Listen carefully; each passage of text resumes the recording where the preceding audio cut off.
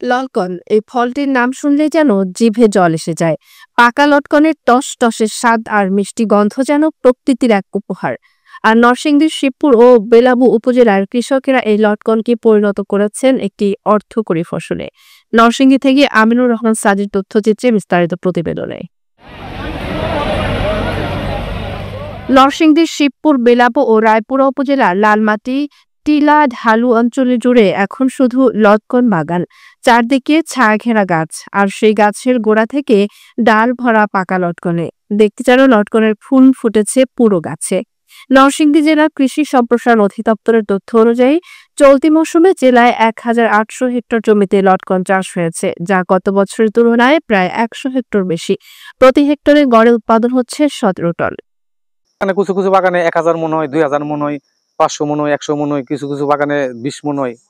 আর যারা যারা বড় বড় বাগান আছে কৃষক, তাদের কম কম, আমার যে বাগানটা, ওই বাগানটা ধরেন আসলে ঠিক মতো আসলে ১,১২০০ মন আসবে। এবার দাম মোটামুটি ইনশাল্লাহ ভালো। গত বছর তো লটকন একটু ভালোটা নিলে ২৫০-৩,০০০ টাকা বেচতে পারছি। এবার এই লটকন যে গত বছর ২৫০-৩,০০০ টাকা মন বেচছি, এই লটকনটা এবার ৬,০০০-৭,০০০ এই মিলে বেচতে পারি। ৮০-১৬০ টাকা বেচতেছি, আর পরবর্তী সময় আরো বাড়বে, ২০০-২৫০ টাকা বেচতে পারবো। গতবারের তুলনায় এবার লটকন আলহামদুলিল্লাহ ভালো দাম পাচ্ছি।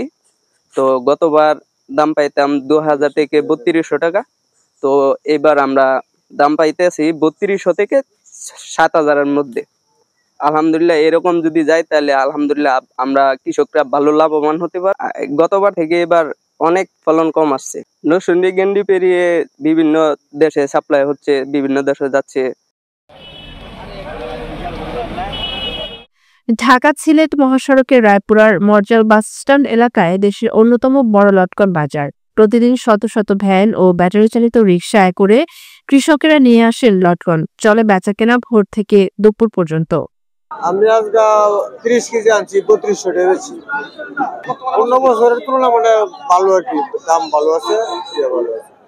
এটা বাংলাদেশের যে কোনো প্রান্তে যাচ্ছে, সুনামগঞ্জ, সিলেট, চাঁদপুর, বাংলাদেশের প্রত্যেকটা প্রান্তে থেকে লটকন যায়। আমি ব্যবসা করি হলো মানিকগঞ্জ, সিলেট। এখান থেকে মাল কিনি ১৩০ টাকা, ১৪০ টাকা। এখানে গিয়ে বেশি লাগে ১২০ টাকা, ১০ টাকা। অনেক ঘাটতি মালের মধ্যে, এখন মালের খুব চাহিদা। আর কৃষকের এইবারে অনেক লাভবান। আর এখন মূলত কথা হইলো গুড়া আসছে না, ১০০% থেকে 50% গুড়া আসছে না, এই জন্য হইলো চাহিদা এখানে বেশি। বছর বেচছি আপনার ৮০, ৯০, ৭০ এমন ধরনের, ১২০, ১৩০। আর এই বছর ভালো মালটা আপনার ২৫০ পর্যন্ত আছে। আগের মূল বেচছি ৮,০০০ বেচছি, ৬,৫০০ বেচছি। আর আপনার এই বছর তো এই মাল বেচছি। আর গত বছর বেচছি ৮,০০০ টাকা মূল, ৬,০০০, ৫,০০০, ৪,০০০ এমন।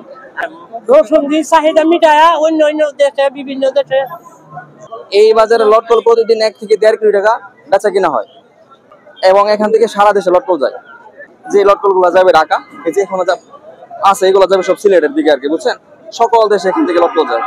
বাগান আছে, এই বাগান থেকে লটকনের সাপ্লাই, যে লটকন গুলা, তো এইগুলো আছে আপনার একদম ভালো হইতে হয়, কালার হইতে হয়, একটু সাইজ গুলো বড় হইতে হয়। তো এইগুলো আপনার সব বাইরে যাবে আর কি।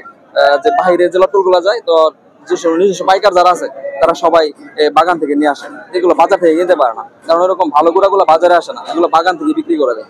অল্প খরচে অধিক লাভ আর রপ্তানির সুযোগ থাকায় দিন দিন বাড়ছে লটকন চাষের পরিধি।